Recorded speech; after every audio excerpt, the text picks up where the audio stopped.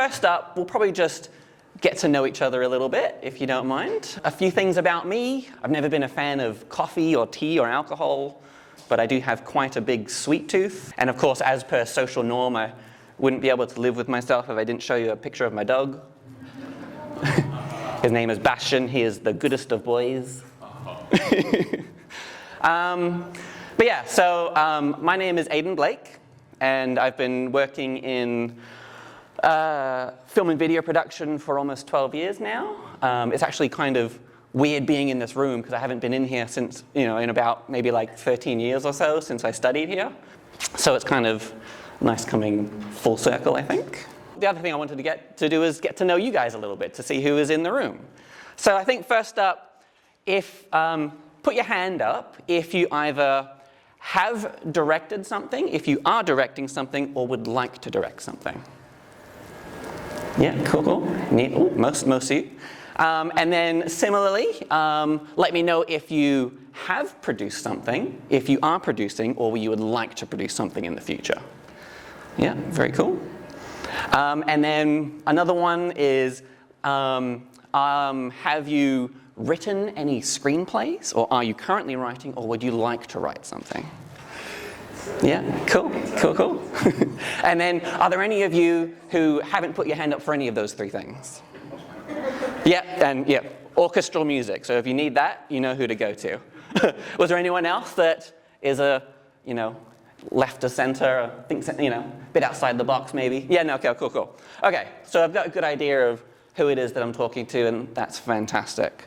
I've always quite liked public speaking, but I haven't done one of these workshops. So two things I'm going to be working on is my breathing and making sure I'm not pacing too much. So I'm going to try to pick a spot. So over the last almost 12 years now, I've been doing just about everything. So I've done a lot of corporate videos. Me and my wife, we did like 10 years of filming weddings. We have since retired from that industry, and I'd be happy to never attend another wedding. We've also done music videos. I do social media content for just, many different businesses. And then of course on top of that, I've done, collection of short films and skits. And in 2022, we released my first feature film. It's a bit shorter than a feature film, so you'd probably call it more of a featurette, which is just this one here. We got a bit ambitious, and we made a film set in 10th century Europe, and we did it all in Perth, WA. So that was something. But, that's part of what we're sort of here to talk a bit about today. Let me just go back in a couple slides. I wanted to include this picture here of the shoes. That's me. So that's me on the first full shoot day of that feature film. And it was actually the very first thing that happened on the very first day of that feature film. So basically, I guess I hadn't worn those boots in a while, and the material had kind of worn out or whatever. And yeah, the bottoms just completely came off. And so getting into the filmmaking zone that you do, I suppose, I just pulled the boots up around my ankles, and I was like that for about the next 9 hours, walking through the forest. But I feel like that kind of encapsulates a little bit of what we're talking about today. It's like, things definitely do not always go the way that you think they will, but it's, sometimes you just have to pull your boots up around your ankles and just make it work and get it done. So essentially what today's about is really just stripping away a bunch of things and focusing on what is really essential when you're making films. And this is mostly for if you're doing low budget, no budget stuff, and maybe you've got some kind of ambitious idea, but you wouldn't realistically be able to actually get all the things that you need, but how can you just make that film anyway? So then on from that, I've started creating Film Industry Gateway, which is basically just a way to share some of the things that I learn along the way as I do make films. So, we've got just online tutorials and courses and things like that. There's, I guess, three main sort of topics that I'm going to cover today. The first one is, I kind of labeled it low budget hacks, and it's really just a few tips that might help you if you're working on film. It might help you just kind of redirect your focus on what it is that you should be focusing on. Part two is about creative scheduling, and I'll kind of explain a bit more about that. And then the third one, it's just really taking care of your cast and crew. Again, focusing on what is important when making a film. And a lot of the time when you are filmmaking, you'll probably hear some kind of statement like, the only thing that really matters is what you see inside the frame. But then kind of what I've learned a little bit is that even the stuff inside the frame doesn't really matter. And I'll explain a little bit more about that as well. So the first one is low budget hacks. And hacks is always a good sort of buzzword to put in there. But basically, I'm just going to go through a few tips, and hopefully some of these things might help you out. You're going to be focusing on what is important. And this is more if you're, sort of planning the shoot day, the producer or the DOP or the director or something. So the first thing is probably just to take out anything that you basically don't need.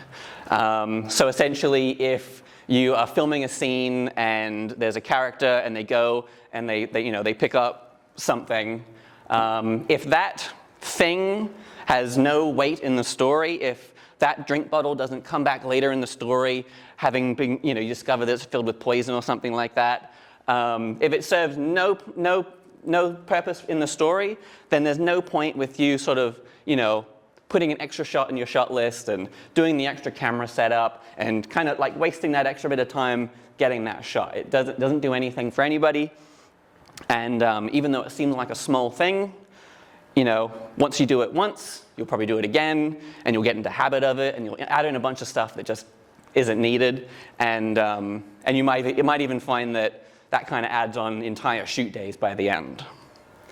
And if you're doing low budget stuff, then I'd wager that your cast and crew are probably doing it for free or doing it for the petrol money or something like that. And if that's the case, then I'd probably say it's even more of a priority to kind of respect their time, because they've probably got a job to get to the next day. And I suppose the other part of that as well, just focusing on what's important. If you were doing some kind of big budget, industry project or something, then, let's say you have a scene where you've got two characters talking.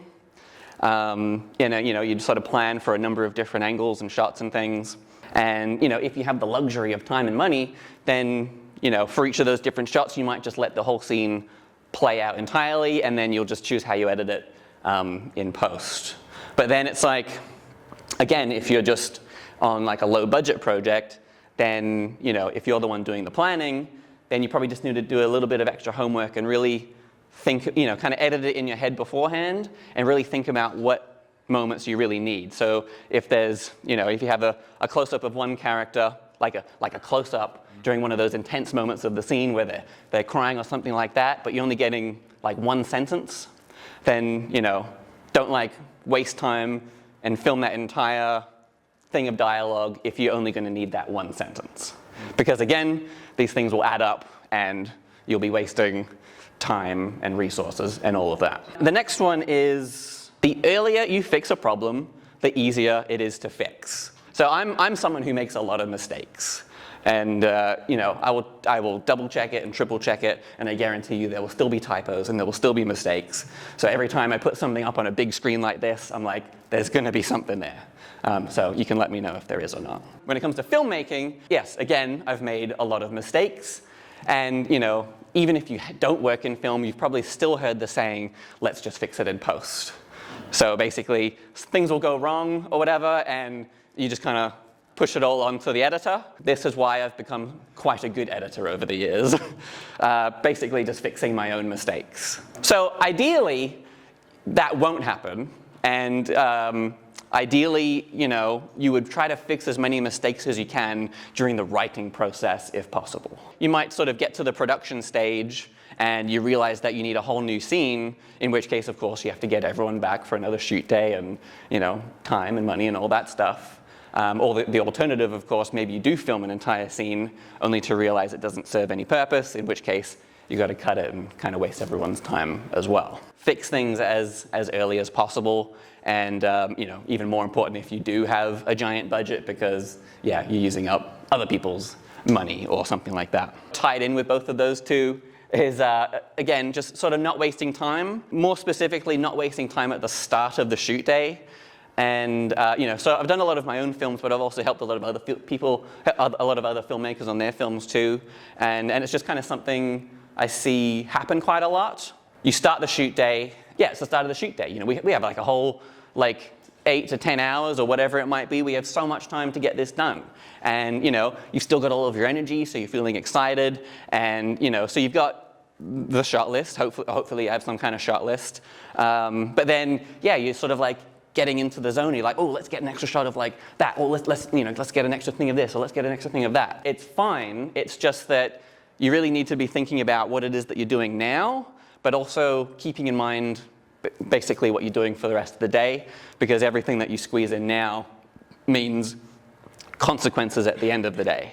You know, if you squeeze a bunch of things in the morning, then you're either going to have to, you know, you'll get to the end of the shoot, you'll have to book a whole other shoot, you'll have to go overtime, in which case you got to talk to your cast and crew and just make sure that it's okay with them in case someone has to get up for work at 6 a.m. Or the most likely thing that usually happens is that you'll probably have to just cut a bunch of shots altogether, and that's usually quite devastating, and I've had to do it on my films a lot as well. And you know, you're like, you know, we can probably lose some of those, but then you get to the editing stage again, and yeah, you realize like it would have been so good if I had some of those shots that I planned for earlier. And then the next one, which is a little different to the first three that I've mentioned, hands up anyone in here who has ever been an extra in a film or commercial or anything like that. Yeah? Yeah, cool.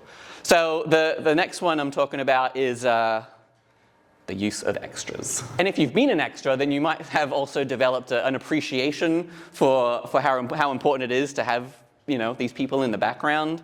And you know, I've seen a few films here and there where maybe there's a scene and you know, it's supposed to look like fun and busy and popular and stuff like that. But then it's just a little bit weird because there's nobody in the scene except for the two main people that are talking. It would be amazing if we just had 50 people, because that would solve all of our problems. But again, we're talking about low budget and no budget stuff. So we probably don't have 50 people. So it's more like, you know, if we only had 2 people, then, you know, how can we get the most out of what it is that we do have? And then it's really just shuffling things around. So basically with Heretics, which is the name of the film, I forget if I said the name, but basically we needed like a kind of like an army of all these big, mean Crusader bad guys. And again, I would have loved to have just like 100 people, but that's quite difficult. So instead, we pretty much just used everyone and anyone that we could. So like, I was a Crusader at some points. My mum is one of these bad Crusaders. My brother's in there. We had like, so there's this, one of the boys plays one of the main characters. His parents were Crusaders, but then we also just sort of changed their outfits and put a hood on them, and then they became some of the villagers as well. You know, we grabbed crew members and we put them in there too. And basically just every frame that we had, we were just trying to fill it with as many people as we could. Yeah, so it's really just kind of making the most of whatever it is that you do have. I did end up cutting the scene with me as an extra because, you know, that thing that we do when we see ourselves on camera and it just kind of looks weird. And also my hair was probably just like, because I had just had like a fresh haircut, and it's like, it doesn't look like it'd be a Crusader, you know? I was lucky enough to be an extra recently, and yeah, it gave me a whole new appreciation for how important it is to have them in the scene. I got to be an extra on the 12, which was fun. I got to be on set for like a month as a security guard, and then once more, just for a day, as a crime scene photographer, which I thought was very fitting because I use cameras all the time. Never for that. I've never had a client that needed me to photograph crime scenes or anything. So the next part we're going to talk about is creative scheduling. And you know, I like to call it creative scheduling because if you just called it scheduling, it would be very boring. But at the same time, I do actually get quite excited by the idea of scheduling and all of the things that you're able to do with it, and all of the, you know, the challenges that you're able to get around by the use of scheduling. So the first thing I'm going to show assuming there's like good internet and stuff, is a really bad scene. And this is from something that I filmed, I don't know, like 14 years ago now or something like that. Yeah. So I actually filmed it as one of the courses here, and I made a film about ninjas. So it's just, this is just a tiny little like 20-second part of it.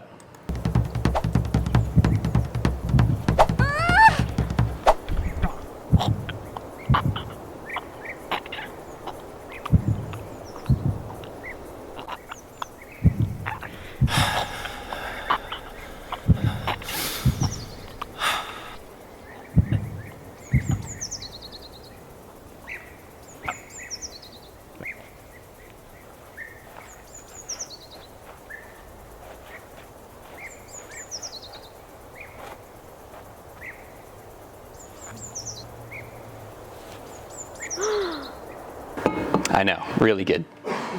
I'm waiting for like Disney to give me a call about that one. So the reason I showed that one is that was kind of one of the first projects where I started to really sort of play around and test what I could get away with. Now, yeah, obviously it was done quite some time ago, so please forgive me. But yeah, so basically we had to do this, all these ninja things out in the forest somewhere. But one of our main actors wasn't available for that shoot. I didn't want to cancel the shoot because, we had like limited time and everything. So basically I just got my brother out there and we put the hood on him because thankfully ninjas sort of wear stuff over their faces. And we filmed the whole scene, and then simply on another day, I got the actor back and we just got a close-up of his face as he's laying on a bit of grass in my backyard. And then you splice it together and then, it all works. You don't even think about it. Like, I'll be watching the film and, I kind of forget about it too. And that's just like a really small example of just what it is that you can get away with. And we kind of see it all the time in film, like whether it be low budget all the way up to the tippy top of billions of dollars and stuff. And there'll be like mistakes that go through. There'll be like continuity stuff. Of course, some of these things we notice, but a lot of it we don't notice, or maybe it takes a long time. Again, I like to sort of see exactly what I can get away with in film. To the point where I intentionally mess with the continuity of things just to see what the audience notices. And maybe there is someone out there who would sort of notice some of those mistakes, but if I'm on the low budget side of things, then if anything, I'm quite flattered because this person has spent the time and care to like comb through the film to find some of these things perhaps. But then of course, if you're on the Marvel scale of things, you're gonna have an army of people out there scouring through every 10-second teaser you release and coming up with all these theories. But if you guys are working on any Marvel films, then you should probably be up here and I'll sit down and listen to you. Learning really what we can get away with, and then we took it just a little bit further when we were doing the Heretics film as well. So we'll go through, I'll show you just another one of that one too. I remember you. You're from that shithole on the river. Your mother screamed your name as I cut her throat. And then you run! Like the rat you are.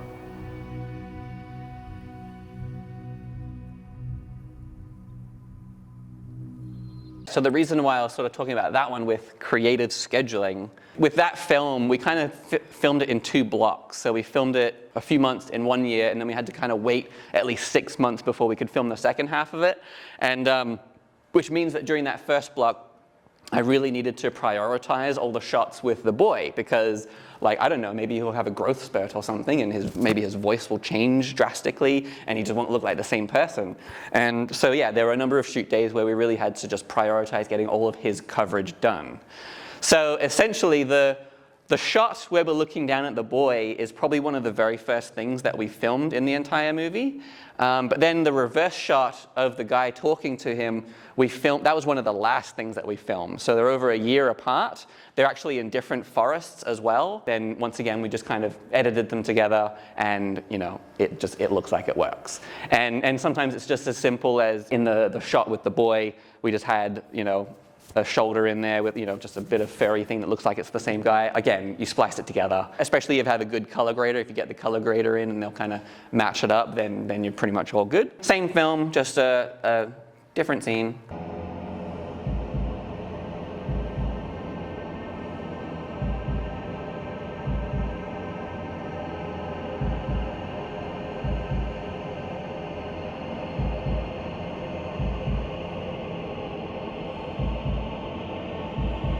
yeah, similar kind of situation with that one too.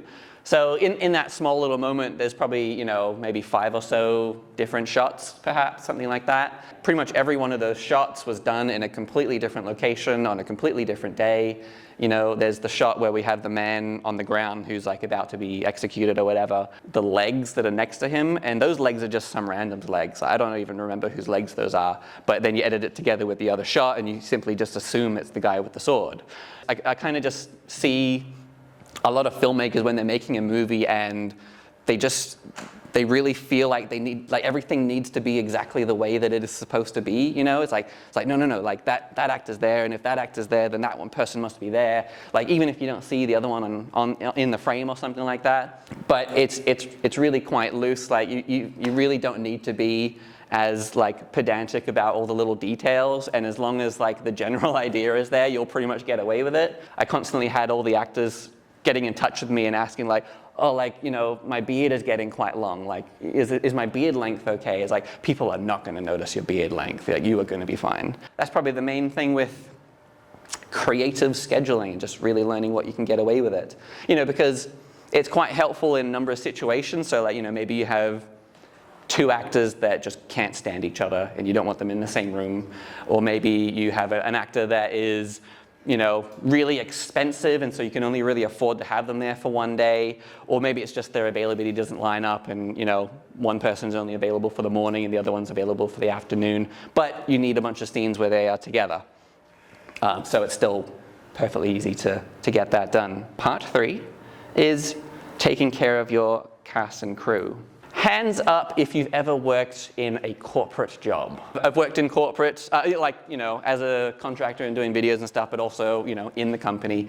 And, you know, I've had different situations. One situation where they don't really treat you very well, and it's just, you know, about KPIs and getting things done and blah, blah, blah. But then you have the other situation where they actually they show an interest in you and they sort of appreciate your ideas, your initiative and stuff like that. And there's a drastic difference in those two things. If they aren't treating you very well, then you just you're just counting the hours and you just want to get home and you just want to, you know, you want to squeeze out every minute of your lunch break so that you've got some form of control over your life, perhaps. But then, of course, the other option, if you're actually treated well, then you're more likely to come up with ideas, you're having fun, you're talking to the other people in the company or something. Because you enjoy being there, you're more likely to actually just do a better job. And it's very much the same on film projects. Again, if we're talking about low budget or, you know, no budget kind of things, then even more so you really need to be respecting everybody's time, because again, they probably have jobs, they probably need to go to work at 6 a.m. the next day or whatever it might be, and they've got families to get to. So you really need to respect their time and also ensure that they are safe and that everyone is learning something. So, of course, when we're making films, we want to make a good film. I would probably say that making a good film isn't the most important goal of making a film. Pretty much anything that we want to do well in this life, whether it's fitness or finance or whatever it might be, the only way to really do it is in small increments over a long period of time.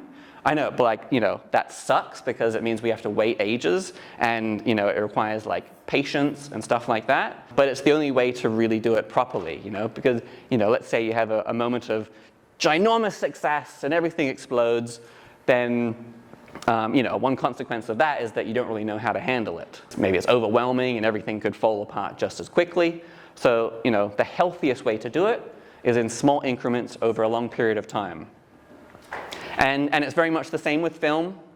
So the project that you're working on right now, while of course, again, we want it to be a good film, it being a good film isn't the most important part, because hopefully, at least, this film is just one of the early steps in a long career in film. The most important part is that everyone enjoys the experience on set, that everyone actually has a good time and enjoys working with you. Of course, that everyone is safe, like that's always something there. And if every single person on that film is learning a tiny little bit on every little film, then, you know, down the line, all of you are going to be like the best of the best, and you're also going to understand how each other's work, you know, how they work, and yeah, so in the early stage, it's really just investing in the learning portion of those films. So every time I'm making one of my films, Heretics or short films or whatever it might be, the main goal that I always have is like, how much can we learn from this project, and then after that is, you know, how can we actually make a good film? And then of course, like I was saying with corporate work, you know, if people are actually enjoying the experience, and if you're doing that whole part right, then you are much more likely to actually make a good film, because people are enjoying the experience, they're coming up with ideas, you know, they're going to go home and they're like, oh my goodness, you know, I just want to like keep working on it and figuring things out and solving problems for the next shoot day or something like that. The other part about film as well is that, you know, for anyone who's been on a film set, so I guess, you know, who has worked on a film set for like an 8-hour day? Yeah? Okay, who has worked on a film set for a 10-hour day? Yeah, and what about a 12-hour day? These kind of working hours are kind of oddly common with film. Kind of using a lot of the things that I was kind of saying today, I really don't think that it needs to be. Because, you know, ultimately, again, yes, we want to make good films, but we also want it to be as sustainable as possible. And if you're sort of doing a lot of the other things that I was mentioning and focusing on the parts of the film that are actually important, you know, just focusing on, you know, the amount of coverage for a scene that you actually need, you know, if you're using a lot of that creative scheduling to kind of make the most efficient shooting schedule as possible, then you really don't need to schedule these like 10 to 12-hour days either. And so often when I'm sort of making my shoot days, I will make it an 8-hour day. I will pretty much do everything in my power to make sure it doesn't go longer than an 8-hour day. You know, like if they're free or if we're paying people or whatever it might be. Worst case scenario, if it does go overtime, then it's really important to just check with cast and crew and make sure you get kind of everybody's consent about, you know, stretching it that bit further, but again, not drastically.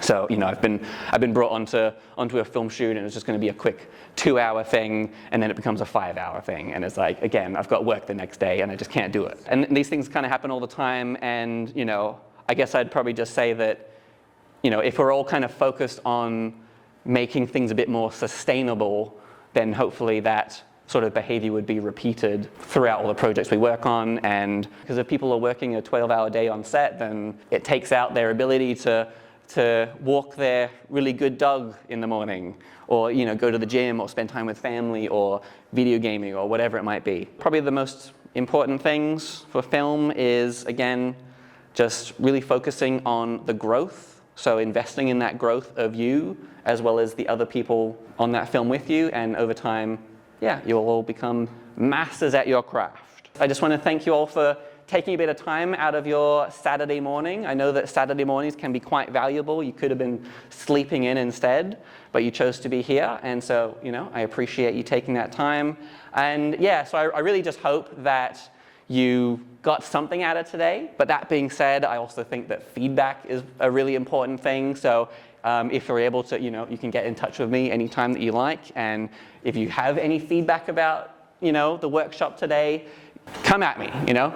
So, you know, and I actually really appreciate, like, using the word negative is a bad thing, but I mean, yeah, I really want to hear what can be improved about this, you know, because while it's great to hear people say how great and fluffy the thing was, you know, we can only improve if we actually know what isn't working. So feel free to get in touch with me anytime. You can talk about your dog or whatever, you can get in touch.